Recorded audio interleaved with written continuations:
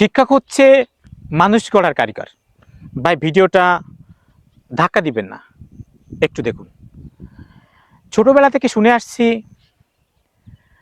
শিক্ষক হচ্ছে গুরুজন, আর পিতা মাতার পরেই কিন্তু শিক্ষকদের স্থান।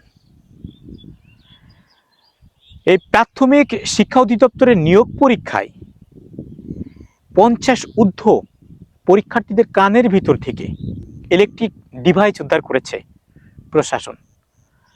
আপনি একটা কথা কি কখনো ভেবেছেন, যদি এরা কোনো মতেই বা কোনো প্রকারে যদি আজকে পরীক্ষাটা দিতে পারতো, যদি ধরা না খেত, এরা কিন্তু আগামীতে টিচার হতো।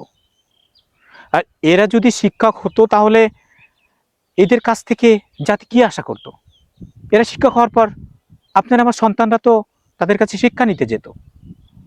সুতরাং একজন চোর, যাকে বলা একজন চোর, যারা দুর্নীতি করে, একটা চাকরির জন্য যে এতটা দুর্নীতি করবে এবং তারা পরবর্তীতে কি শিক্ষা দিবে জাতিকে?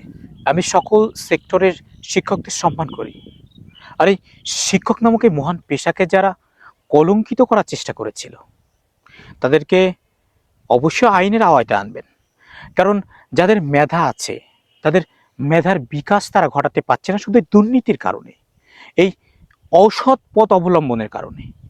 আমি দাবি করছি এরা যদি এইভাবে এগিয়ে যায়, ক্রমাগত যদি এগিয়ে যায়, তারা কিন্তু একসময় বাংলাদেশে বিস্তরভাবে কিন্তু একটা দিক লাভ করবে। তখন কিন্তু এই দিকটা কিন্তু একটা ভয়ঙ্কর রূপে পরিণত হবে।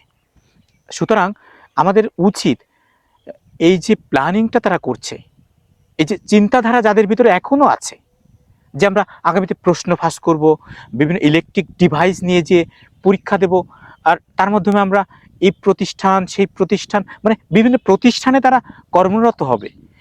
বলেন, এইভাবে যদি প্রতিটা সেক্টরে দুর্নীতি হয় তাহলে দেখবেন দেশ কোনোভাবেই এগিয়ে নিয়ে যাওয়া সম্ভব নয়। আমাদের এই দুর্নীতিকে সর্বোচ্চভাবে মোকাবেলা করতে হবে এবং প্রশাসনের কাছে দৃষ্টি আকর্ষণ করছি, তারা যেন এই ধরনের প্ল্যান যারা করছে তাদেরকে সর্বোচ্চ শাস্তি প্রদান করে এবং যাদের মেধা আছে তাদের মেধাকে যেন তারা কাজে লাগাতে পারে। যাদের মেধা আছে তারা যদি সঠিক জায়গায় যেতে পারে, কিন্তু দেশটাকে অনেক উপরে নিয়ে যাবে।